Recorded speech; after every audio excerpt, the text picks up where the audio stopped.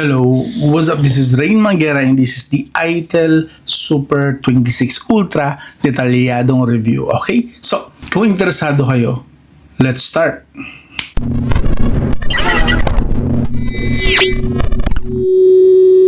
Okay, so ilatag ko na yung price and specs para kayo na mag-decide or may impression na kayo kung saan kayo, kung sasabihin nyo bang sulit ito or hindi, okay? For the price tag, nag-i-start po ang price nito around 7,500 pesos. Currently, as of recording this video, yan po yung video. Sa Shopee mismo yan, 7,500 to 9,000 pesos yung kanyang variant na mabibili. Okay? So, the specs naman, ito po. This is currently running on Android 15. That's itel OS 15. In fairness, Unisoc na 6nm at 2.2 GHz. So, basically, parang G99 nga. Same din ang GPU.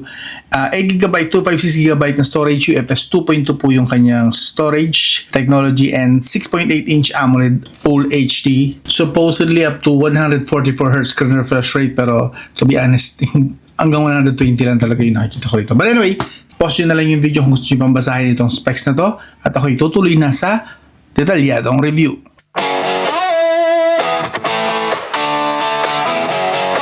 Alright, for build and design, kita nyo naman maganda po yung design niya. Actually, I can give this a 9 out of 10 para sa kanyang price tag. Pero mo, starting 7,500 to 9,000 pesos. Mukha siyang premium. Mukha siyang sinaunang Samsung S8 yata yun, parang ganon. Not to mention na similar din sila ng curve. Look at that, that's curved display. AMOLED po yun na curved display. And this one has Corning Gorilla Glass 7 eye protection. Not bad, di ba?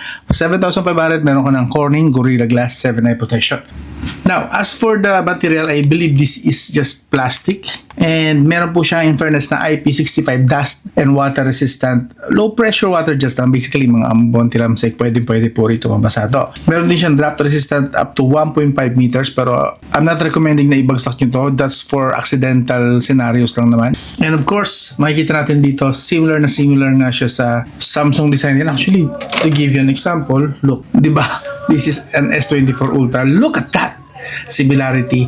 I'm not criticizing, actually maganda naman siya, actually nakaganda nga sa kanya. I'm not criticizing this kaya pinapoint out ko yun. I'm pointing this out kasi nagagandahan ako sa napili nilang design. For a budget smartphone, meron ka ng premium na look at this, di ba? And yung kanyang back, hindi siya fingerprint smudge magnet. This is more like matte na surface or metallic surface, something like that. Basta maganda, premium siya, hindi nyo siya isipin na pipitsugin at mumurahin. Sa taas, wala po tayo makikita doon. Again, curve pa rin yan, slightly curve. Sa kanan, nandito po yung power button, volume rocker. Sa kaliwa, wala rin po nakalagay rito. And dito sa baba, nandito halos lahat. We have here a SIM tray, the microphone, the USB 2.0, and the speaker grill. Sa SIM tray po, supported lang nito, I believe, ay dual SIM. Non-expandable storage po siya, ha? Non-expandable storage. So, which means, kung ano na yung mabibili yung storage, yun na yun. Unless gumamit kayo ng external storage. But, again, this variant is 256GB. So, pwede na rin to kahit paano. Solid na yan, 256GB na storage na yan. Maaasahan nyo na rin po yan. Alright? So, overall, pagdating sa display, bibigyan ko ito actually for the price tag, and this quality, this level of ganda, you know, kanyang kagandang design. And take note, yan po ay symmetrical bezel, paligids. Sa paligid niya talaga. So, bibigyan ko ito ng 9 out of 10 for the design lang and build. Ang bigat din, solid eh. Wala pati ditong yung parang pipitsuging feel. Wala eh. Walang creaking sound, walang parang maluwag na something or anything. Look at that. Wala yung mga gap or anything. So, for the 7,500 starting price up to 9,000 pesos, this is impressive. So, 9 out of 10 for the build and design. Alright. Now, performance na agad tayo.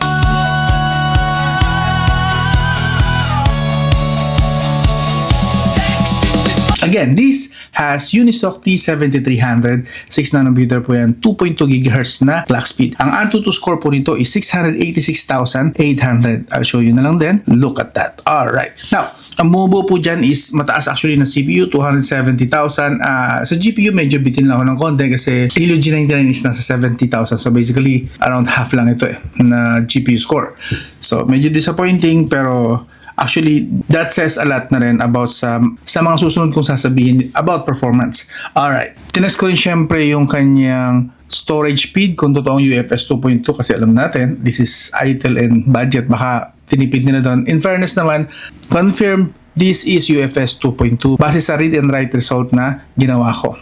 Good job, itel, UFS 2.2 nga siya. Now, sa Call of Duty, sinet natin siya sa medium graphics, high FPS. Nakakuha lang tayo rito ng around 59 to 60 FPS. In fairness, temperature is 38 degrees Celsius. Not bad, pero mababa nga yung kanyang FPS. Alright, sa Mobile Legends, sinet natin siya sa high graphics quality and super FPS naman. In fairness, dito nakakuha tayo ng 89 to 90 FPS. Temperature, 39 degrees Celsius. So, not bad. So, kung Mobile Legends lang din naman ang lalaroin nyo sa smartphone na to, sulit na sulit po ito. Pwede na ito for that purpose. Okay? Now, sa PUBG Mobile, super smooth graphics naman at sinet natin siya sa extreme FPS, around 58 to 60 FPS naman ang nakuha natin dito.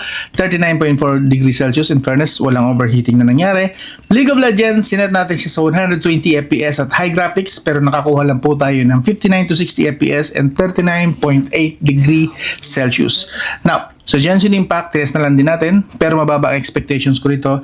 Now, sinet natin siya sa medium visuals, 60 FPS, 30 to 33 FPS lang po nakuha natin at 38 degrees Celsius. Not bad. Pwede na po ito in fairness kahit pa para sa Genshin Impact. Better siguro iset nyo lang sa low graphics and 30 FPS para hindi siya masyadong maabuso. Okay?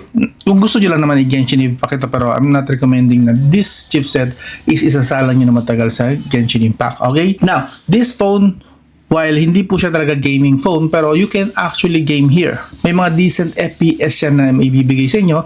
Not the best, of course. Pero again, we are talking about a 7,000 to 9,000 pesos na smartphone. So, kung mag-expect ka rito ng sobrang taas na performance, ay baka boss nahihibang ka lang. Baka nasanay ka na inuuto ng ibang channel. Pero dito, swerte makuha mo dito 30-60 FPS at best kung light or low settings lang, 90 FPS yung makukuha mo. Pwede na to actually. Again, for that price, actually very decent na po yung performance na ibibigay niya. Now, may gaming mode po ito. You can do some tweaks. Actually, may voice changer siya. May taga-boost ng ping, performance. You can choose from balance, performance. So, ikaw na mong bahala. Available po yung game mode just in case na kailangan mo talaga ng extra boost or extra features para sa inyong mga gaming activities. For the score, bibigyan ko to for performance only dahil 7,000 to 9,000 pesos lang siya naglalaro and binigyan tayo ng decent performance. Although, to be fair and to be honest, may mga random frame drops akong nararanasan dito even with just actually normal scrolling lang. Minsan tumitigil siya ng half a second. Ramdam mo yun eh. Basta mararanasan nyo once na nilaro nyo to. I think dahil siguro sa hindi pa siya ganun ka-optimize. Mind you, this live wallpaper po ay ngayon ko lang nilagay para pa maganda lang tingnan dito sa video na to. Pero the whole time po, mapapansin nyo, hindi ko po nilagyan ito ng live wallpaper. Baka sabihin, baka bumagalan dahil sa live wallpaper. No. And magkano po yung live wallpaper nito. So, just so you know lang, just to be clear, itong live wallpaper, nilagay ko lang ngayon lang bago ko i-click yung record kasi para maganda lang tingnan, para may buhay. Okay? So, just so you know lang. So, yun lang. May napansin lang ako na panahana ka minsang tumitigil siya ng frame drops. And actually, speaking of frame drops, bibigyan ko na siya ng rating pala na 8 out of 10. Again, binabangga ko lang siya sa kanyang presyo ha. Kaya ganun ang bigay ko. Actually, very good po yung score na yan para sa kanya. Kahit paminsan-minsan may panahana ka siyang lag or frame drops sa kahit swiping lang. Okay, now, lipat na tayo sa battery. Sagot, patek, ang usapan ay tunay. This has 6,000 mAh battery. Wow. Okay? Starting 7,000, meron ng 6,000 mAh battery. This is good. Kaso nga lang, meron tayong 18 watts charging speed support.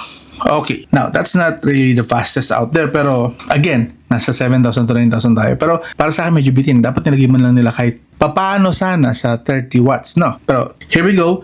Ito po yan. Kaya pong i-full charge ng 18 watts na yan. Itong phone na to, itong 6,000 mAh niya, from 20% to 100% in 1 hour and 20 minutes average. Minsan 1 hour 10 minutes lang, minsan 1 hour 30 minutes. So, naglalaro doon, depende siguro sa mga naiwan ko na running app sa background at games. Pero sa dami kasi ng bloatware nito, I don't know.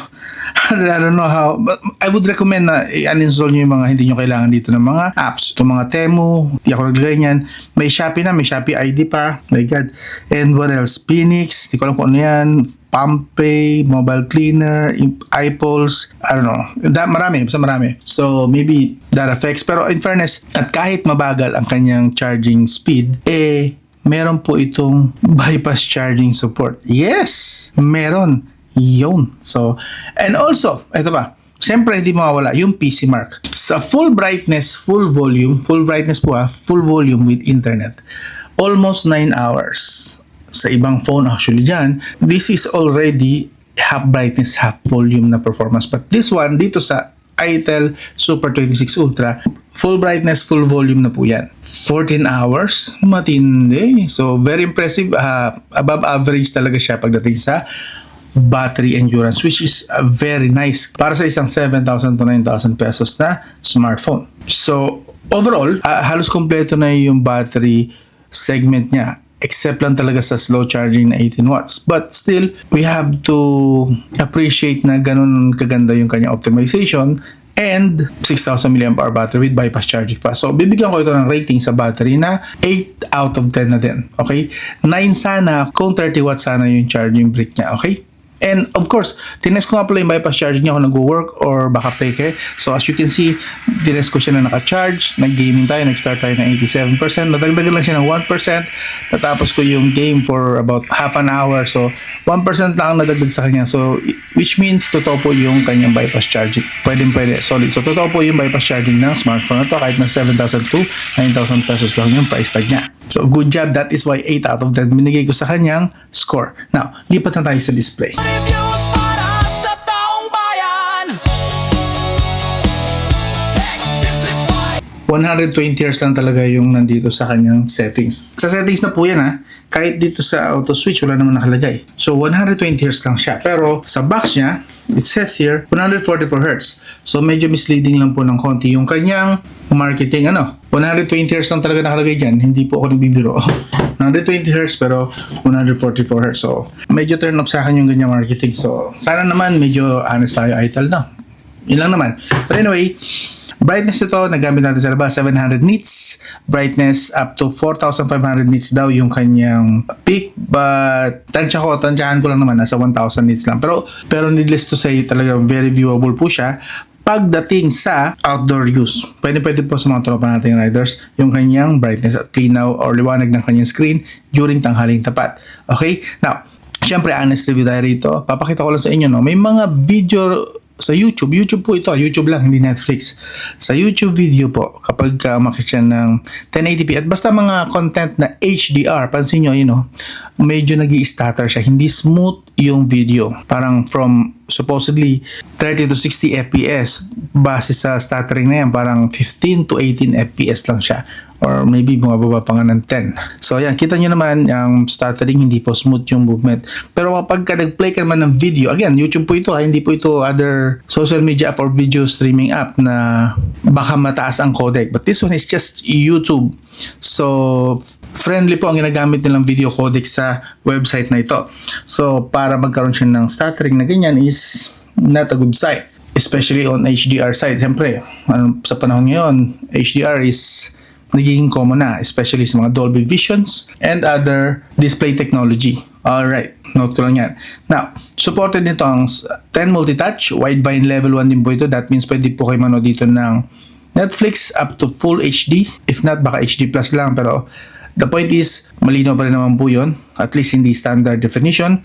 And as you can see, kung hindi naman HDR ang ipa-play, yan, maganda pa rin naman. Smooth, maganda, malinaw. Pag HDR na lang talaga na content, high definition na mga videos, ayun, mag-uumpisa na siya mag-stutter. Alright, now, sa display, dahil nga nakitaan ko siya ng mga ganong bug, bibigyan ko lang siya ng 6 out of 10. Yes, sadly, medyo turn off sa akin yung ganon. But if you're just scrolling social media like Facebook, TikTok, Thread, or Instagram, actually hindi mo papansin yan. It's just that nagkaroon ka na ng mga content na HDR, like offline or online na mga videos na HDR, magkakaproblema ka sa playback. So 6 out of 10 lang sa display. And sa settings ng saglit, pakita ko lang sa inyo, meron tayong color style, which means pwede ka magtimpla ng kulay base sa gusto mo or trip mo. May eye care din sa mga mahilig dyan na magpaantok gamit ang smartphone nyo. Meron yung sleep aid mode, eye care, may scheduler pa just in case. Right. Okay, now lipat naman tayo sa May camera test, battery at display. camera. Alright. So this one, medyo impress ako slightly dito sa camera niya. Why? Unang-una, we have 50 megapixel rear camera. Ang nakikita natin dito parang 4 na camera. Pero since 50 megapixel lang talaga yung gumagana rito, ilan dyan fake? Let me tell you, fake po ang ibang camera na nandyan. I think may video na nag-expose niya na fake po ang ibang camera ng itel na to. Pero kung hindi naman kayo maselan, again, 7,000 tayo. Yung 50 megapixel na nandyan po is actually good. Not the best, pero good. Why? Papakita ko sa inyo yung mga picture sample. Yan.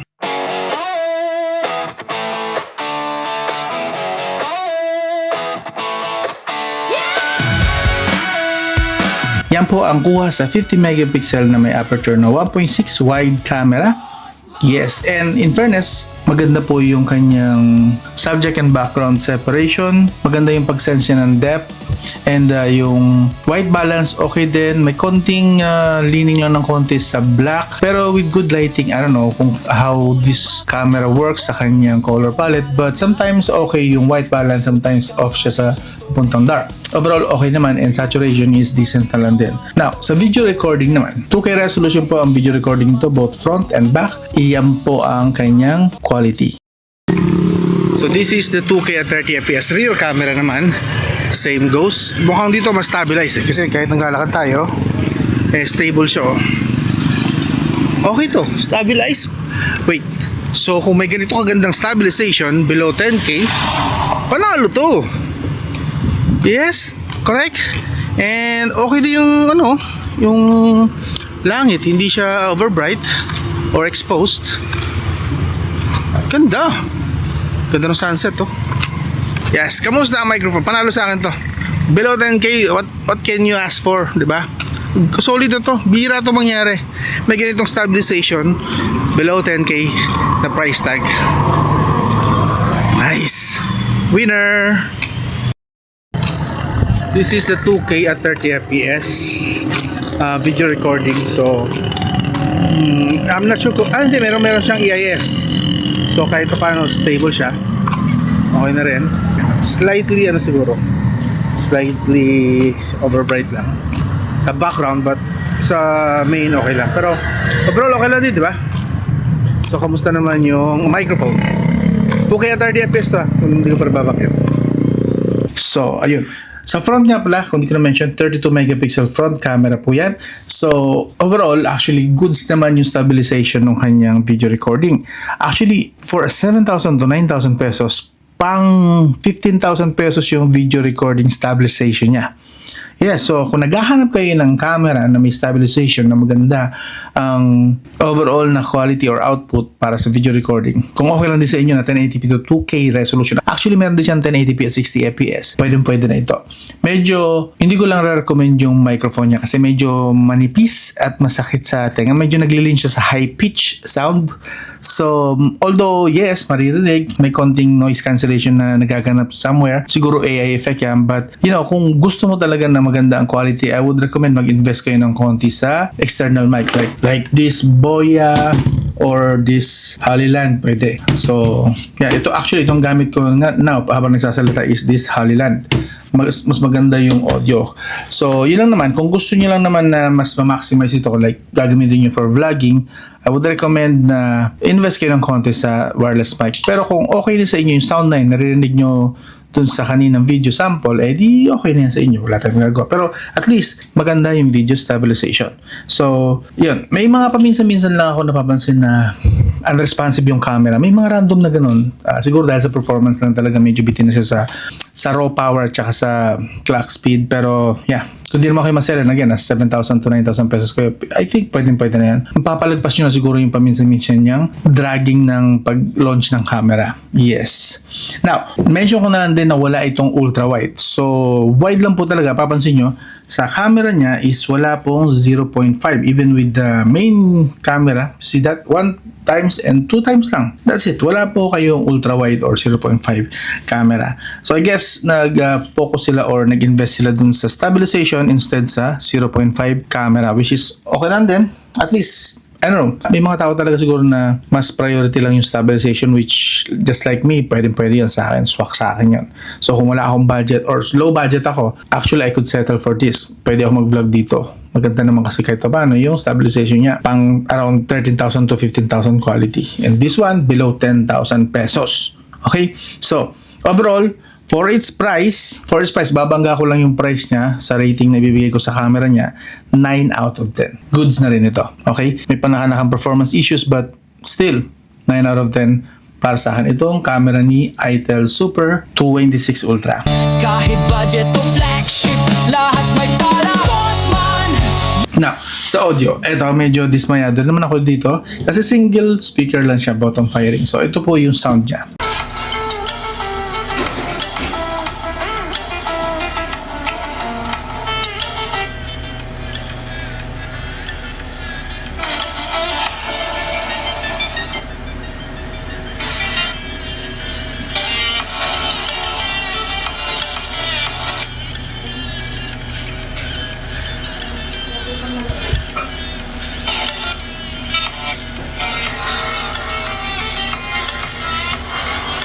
So yun, as you have heard, average loudness lang siya and clarity. Pwede na.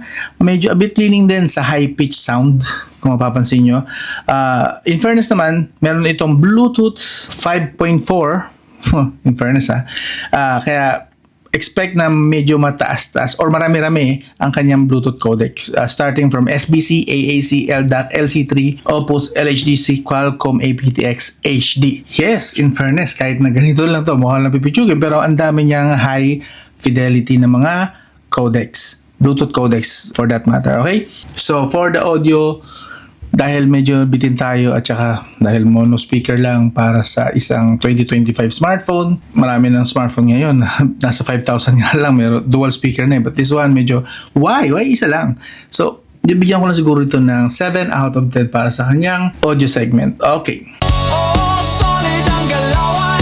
Smartphone reviews para sa taong bayan. Now, sa connectivity, dito medyo baka maging controversial kahit paano yung sasabihin ko. Just so you know, this is 4G LTE, supported to ang VoLTE, VoWiFi. There, yun. 4G o VoLTE, VoWiFi, naka-off lang. And, yun. As you can see, 4G LTE lang talaga yung max niya. Alright. Now, sa speed test, medyo dito bitin na bitin talaga. I have tested this outdoor and indoor and nakuha lang natin is below 10 Mbps, something like that. Basta naglalaro. For its price is medyo dismayado ako sa modem speed niya. Medyo weak. I'm not saying na nawawalan ako ng signal dito but mahina minsan or actually madalas mahina yung signal niya, hindi ganun ka bilis yung loading. And even with Wi-Fi, actually slightly weak siya sa mga normal na test ko rito below 10,000 pesos. Usually nasa 250 to 300. But this one, hirap na hirap siya makaabot ng 250. Usually naglalaro lang around 200 Mbps. So bitin ako sa kanyang speed test or sa power ng kanyang modem. Okay? Both Wi-Fi and mobile data yan. Meron po siyang Wi-Fi 2.4 GHz and 5 GHz na support sa Wi-Fi. As you can see, nakakonect tayo sa 5 GHz Wi-Fi and meron po itong FM radio and infrared blaster o pwede nyo pong gamitin ito remote ng inyong mga appliances. As you can see yan, pwede. Marami po siyang supported ng mga appliances. Now, for the GPS accuracy, base sa test ko, naglalaro lang ito ng 5 to 8 meters accuracy which is okay na to for mga tropa nating mga riders. Alright. So, sa connectivity, bibigyan ko lang ito ng 6 out of 10 na score. Yes, medyo na-dismay ako ng konti. I'm not saying na worst talaga to pero not one of the goods and far from very good talaga siya. Pero since hindi naman kalakasan kasi ang chipset nito, I wouldn't recommend na gamitin nyo itong mga AI na ito. Siguro gamitin nyo na lang pag kailangan nyo talaga like no choice kayo. Kasi talaga mahirapan ang chipset dito sa AI na ito. So, hindi na nga ganun kalakas ang chipset, tapos may ganito pa na dadagdagan mo ng trabaho. So, I wouldn't recommend na gamitin nyo to like always on. If you can turn it off, turn it off. If not, if you have to use it, just expect na mas lalo kang makakaranas dito ng mga lags and frame drops maybe, or maybe pag hina pa nga ng signal. I'm not saying na ganun nga mangyari, pero possible, di ba? And of course, meron siyang actually smart panel. Yeah, mga shortcuts, kita niyan. And actually some split screen. Mag-swipe lang kayo sa mga supported na apps, syempre. Like this one. See that? So, try natin again. Split screen. So, kailangan supported na apps lang yung katabi niya. Ayaw. So, nagloloko naman yung... kita niyo, nagloloko ha. Kita niyo sa camera mismo. Nagloloko siya minsan. Kaya yung mga pinaproblema ko minsan. Kapag ka tinetest ko yung mga features niya is hindi minsan nag-work or nagbabug or biglang nag-freeze and nag-hang. Pero randomly, hindi naman ganun kadalas. Pero, I don't know. Probably dahil nga sa chipset. Dahil hindi pa optimized bago yung chipset eh. I'm not really sure about that. But pointing fingers muna ako sa ngayon. Hindi pa kasi sure. Pero yun nga. Overall, bibigyan ko ito for a price tag niya na 7,500 to 9,000 pesos. This is actually a nice choice. Yes, may mga features siya na wow. May mga features na meh, and fewer features naman na medyo mapapasaya ng konti. Pero dahil nga good yung camera niya, great yung battery endurance niya, kita niyo naman kanina, makunat. Impressive kahit paano yung display, and chipset nasa average lang. I can't really complain much sa ganitong price tag below 10 pesos. Parang maghahanap ako ng flagship, hindi naman makatotohanan yun. So, what else? Internet reception doon, medyo nabitin lang ako kasi you know, may mga mas better sa kanya na chipset na below 10,000 pesos. So, medyo nabitin.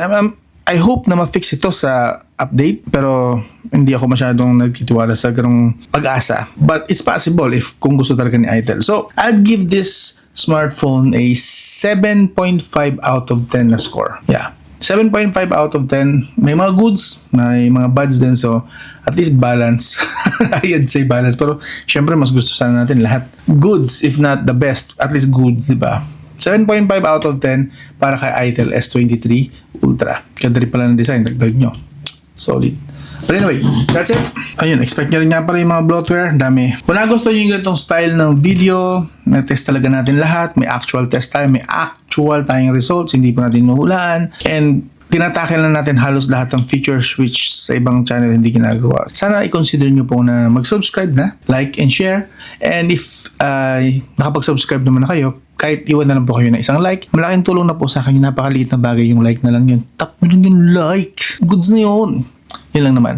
And ikaw naman, boss, baka hindi ka pa nagsasubscribe dyan, nanonood ka rito. Marami pa pong ganito mga videos, detalyadong review, or gusto mo, unboxing lang, gusto mo maikli lang, meron din ako mga, actually, kahit unboxing ko nga pala mahaba din. Mga tips and tricks sa Android, yon, mga podcast meron tayong ditong vodcast. Actually, vodcast na pala siya ngayon. But anyway, yun po. Kompleto, Ricardo, hanggat maaari dito sa channel na to. So, I would recommend na mag-subscribe ka na, boss, para mag 500,000 na tayo. So, yun lang naman. This is Rain Manguera again, and this is the Super S26 ng itel Ultra. Paghalo-halo ko na yung pangalan. This is itelSuper 26 Ultra. Yo, I'll talk to you again soon.